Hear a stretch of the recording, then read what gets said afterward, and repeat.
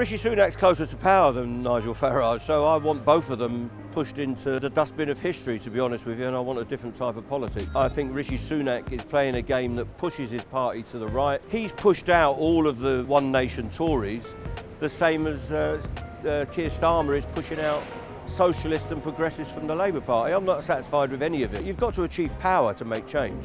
It's no good having one person or a couple of people that nearly won or got a respectable result. We need a group of people that are going to effect change. And we've got to have to push the Labour Party to make those changes over the next 5 to 10 years, because I hope the Tories are out for a very long time. We're at a picket line. Yep. What are we doing? We're at a picket line at Euston again, Avanti West Coast. Unfortunately, it's a separate dispute for our catering members whose life is being made hell by the company. We can't agree work schedules and rosters. Our members don't know when they're starting work and when they're going to finish. Their lives are being completely disrupted. We've tried to get agreements with the company but have failed for a very long time to get that agreement, and yet again they've been forced to take strike action reluctantly, but they're determined to send the company a message, and we understand the passengers are very unhappy about the service they're getting. They're still being charged first class fares, and they're paying for upgrades and they get no catering service. So Avanti need to sort this out and need to get us an agreement as soon as they can. Labour have come up with a plan to potentially resolve this issue. They want to nationalize the railways movie if they get into government in their first 100 days. Are you optimistic about those plans? Well, we've seen the plans. We think it's a good start. We've been engaging with the Labour shadow team in transport, and we think bringing the passenger operated companies, the TOCs as they're called, into public ownership as quickly as we can is a good step. It's not everything we want, but we'll work with them on that, and we want to create a national railway company with everyone employed by the same contract, and we can sort out some of these industrial relations issues, but also some of the issues for the passengers and the taxpayer. We'll have a much more efficient and better railway, and everyone will be happier with that, and we'll improve on that as Labour go through their term. Well, that's what's important about this, isn't it? It's about getting a better deal for the taxpayer and for the ticket payer. So, I mean, these plans, they seem to be more of an umbrella nationalisation plan. They don't seem that they're actually going to target the private companies that are operating within that plan. So, I mean, is there an argument that it doesn't go far enough? There is an argument it doesn't go far enough. There are things called rolling stock companies that lease the trains to the railway who are making fortunes in profit. There are a lot of subcontractors out there making money, cleaners and catering and other consultants that are making millions out of the railway. We want to clear that up, but it is a good first step. If you don't take the first step, you won't get to the subsequent places you want to go to. So we're not going to carp about that. We've said that we'll work with Labour. The other rail unions have said the same. We want to get the industrial relations stuff settled. We want to get the stuff for the passengers settled so they get a better railway. But of course that will be good for the economy and good for the environment. If we can get more people on the railway, more freight on the railway eventually, we will get a better economy and a better environmental deal as well. I mean, to fund all of this, they're going to have to spend at some point. And now we've heard from both parties that if either one of them get into government, there's going to be no extra borrowing, there's going to be no extra taxes. I mean, is that the right move? Where's the money going to come from? Well, the RNT's been leading the calls on Labour that they've got to have an alternative economic strategy and an alternative industrial strategy, and the so-called Green New Deal was a big aspect of that 28 billion that was going to be funded to transform our cities and towns, to transform council housing and social housing so it was insulated, to get us better bills and of course to help the environment. That was a good all-round start. It's a shame they've ditched that, but that's part of them inheriting a Tory economic and fiscal strategy which isn't going to work. I think everyone knows that really, that it's not going to work, and Labour will have to adjust that plan. So we want them to be bolder. We've been saying that for many years. They've got to be bold about their plans and raise the right amount of money to fund the services we want, not just in transport, but of course in education, in health, in social care, everywhere you look, in water, in energy. We need a different deal and a different setup. So we've got to have an appropriate tax plan that raises the revenue, and that's not just about income tax, wealth taxes, taxes on companies, taxes on profits. That will all fit into a jigsaw that will give us a better deal in terms of what the economic strategy is and what the outcomes are for the people of this country. We don't want austerity light, and going along with those plans is going along with an austerity plan, and it started with Cameron and it's gone right through the 14 years of this last Tory government. There's only been austerity for ordinary people. It hasn't been austerity for the super rich. They're as rich as they've ever been in this economy, and people are offshoring their money, they're not paying tax, they're not paying their dues like the rest of us have to as ordinary men and women in Britain. So we've got to fix that. Big business has got to pay its share. Private enterprise has got to pay its share. The men and women of Britain who work every day have got to pay their share. But we've got to work out what services we want, how we want to run our civilization, basically, and then how we're going to fund it. And that's got to be an open and honest conversation. And I don't think Labour is being bold enough on that. I think the voters and the taxpayers can stand up to an adult debate about what we do. And it's a shame that Labour's not standing on that platform.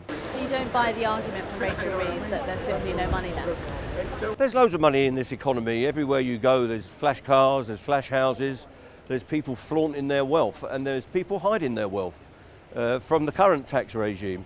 So there's plenty of money in our society. It's just a question of how we distribute it. That doesn't mean handing out cash to people.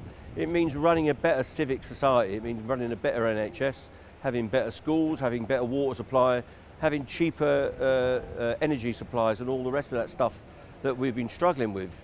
You can address the cost of living crisis by having good wages, good terms and conditions, and efficient services. And that's what most people will want, and they are prepared to pay the right amount of tax to achieve that. So when the Tories say that they're going to fund public services, they're going to fund actually many of their plans by creating a better tax system, by actually, tackling tax avoidance. Do you think that's going to work? Well, I don't believe them, because there's been tax avoidance for the last 14 years under the Tories, and it's been a perennial problem. Many people don't pay the right tax, some people don't pay tax at all. And it's usually the richer you are, the less tax you're paying as a proportion of your wealth. So that's got to be addressed, and people have got to pay the right amount, as I've said. The Tories are imploding public services. They're deliberately starving them.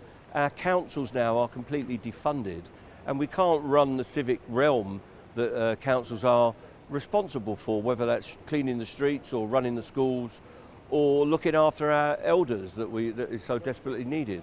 So councils need to be funded properly, service providers need to be funded properly, and so that means we've all got to do our bit, we've got to work hard, we've got to pay our taxes properly, and then get the right services for everyone. Last week, Keir Starmer described himself as a socialist. Do you believe him? Well, I hope he's a socialist. It's up to him how he defines that, but for me, socialism means a greater distribution of wealth in our society, and of course peace in the world. That's what we should be striving for. But whatever he does, he's got to have a regime where there's a better distribution of the money in our economy, there's better services, and there's more say for ordinary people. So I hope he has a socialist programme, but for me that means council housing, funding our services properly, and solving some of the problems that we can all identify, the cost of living crisis and so on, in a very direct and quick and efficient manner. Do you think there's hope for the electorate? Do you think it's worth the electorate looking outside Labour and the Lib Dems so they've got an alternate to their missions? Well, I don't believe in a multitude of people losing their deposits is going to be the future for our country. But I mean, my union will be supporting independent candidates. We're supporting Jeremy Corbyn, for instance, in Islington North, and it's a disgrace the way the Labour Party has treated him, a lifelong member. But supporting a pick and mix of people that are going to get a couple of hundred votes is not the way to secure change. What we've got to do, and I'd say to every voter, we have to get the Tories out. And that by implication means that Labour are going to be in, and that's just a fact of life. So I'll be voting Labour in this election. Most of my members will be voting Labour, but it's their choice if they want to go with an independent such as Jeremy Corbyn, who's going to have an effect. And I understand people are looking at the Green Party and others because they appear to be a bit more radical, but you've got to achieve power to make change. It's no good having one person or a couple of people that nearly won or got a respectable result. We need a group of people that are going to effect change, and we're going to have to push the Labour Party to make those changes over the next 5 to 10 years, because I hope the Tories are out for a very long time. Will there be an endorsement from the RNT for Nigel Farage? There will never be an endorsement from the RNT for Nigel Farage, or his politics, or his stance. We are not happy with the way that he plays with racism and division, Islamophobia and xenophobia. It's not helpful. I thought we'd got past that time, and we don't want that kind of thing developing in our country. He trades on frustration, but it's the wrong type of negative politics as far as we're concerned, and we're completely opposed to all of that, and we will always make a stand against racism and fascism and division in working class communities. Do you think it's more dangerous, Nigel Farage or Rishi Sunak? Well, Rishi Sunak's closer to power than Nigel Farage, so I want both of them pushed into the dustbin of history, to be honest with you, and I want a different type of politics. So I don't respect either of them. I think Rishi Sunak is playing a game that pushes his party to the right. He's pushed out all of the former One Nation Tories, the same as Keir Starmer is pushing out socialists and progressives from the Labour Party. I'm not satisfied with any of it. And I have no time for Nigel Farage. I think they're both dangerous, if I'm honest with you. Do you think it's important that Rishi Sunak did not stay for the photo opportunity yesterday at the D-Day commemorations? Well, I think it's a massive blunder, but more important than that, it is disrespectful. He's obviously worried about these lies he's told about Labour's plans. I think Labour could have dealt with that. Keir Starmer could have dealt with that more quickly and efficiently on the other night, but that's by the by. He's telling lies and he's been embarrassed by it. But if you're going to go to see the veterans, the heroes of D-Day and the people that fought fascism and racism during the war, you should pay your respects by staying the distance and not scurrying back to a secretly arranged rendezvous with the media. What do you think that says about him personally, that he didn't think that it was worth his time to stay there? Well, I think he's got poor judgment. I don't think he understands what the significance of D-Day and the struggle against the Nazis and the fascists was in the Second World War.